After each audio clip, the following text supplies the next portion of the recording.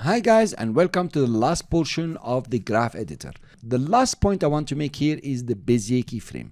You remember that this keyframe is a continuous Bezier, and we go to keyframe interpolation and we see continuous Bezier. In the continuous Bezier, like you noticed last time, if you change the speed, the incoming speed, also the outgoing speed will change. If you change the influence, is okay, you can have two influences, but the incoming speed and the outgoing speed are equal. Now this is very practical, right? You don't want the incoming speed to be different from the outgoing speed. But what happens if you really want the incoming speed to be different from the outgoing speed? This is when you start using the Bezier keyframe. I'll show you how. You go to keyframe interpolation and then you go to Bezier and click OK. If I double click on the keyframe now, the speed, the incoming speed, let's change it to 500. And you notice that the outgoing speed did not change. So actually in a Bezier keyframe, I will have incoming speed different from outgoing speed. How useful is this?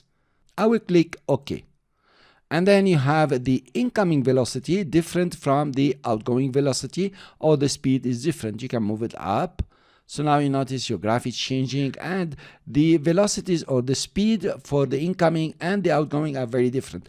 This is extremely useful for your animations. A single keyframe can have incoming and outgoing that are different. I'll come back to the keyframe by double clicking, and I want to point to you.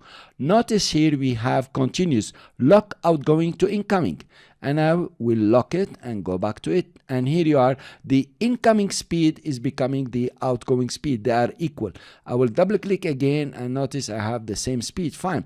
I will put it to 600 or 500. That's fine. I will unlock and then go back to 700. And that's how you will be able to change from continuous Bezier to Bezier. And this is the reason why you don't have Bezier around here, because just by double clicking on your keyframe, you can change it from continuous Bezier to Bezier. I will say OK. Now I can manipulate the way I want and do the animation and the motion path the way I want them, the speed, and work my project. Thank you very much for listening. This was a short lecture just to bring it specially to your attention how to move from continuous Bezier to Bezier to have different incoming and outgoing speeds.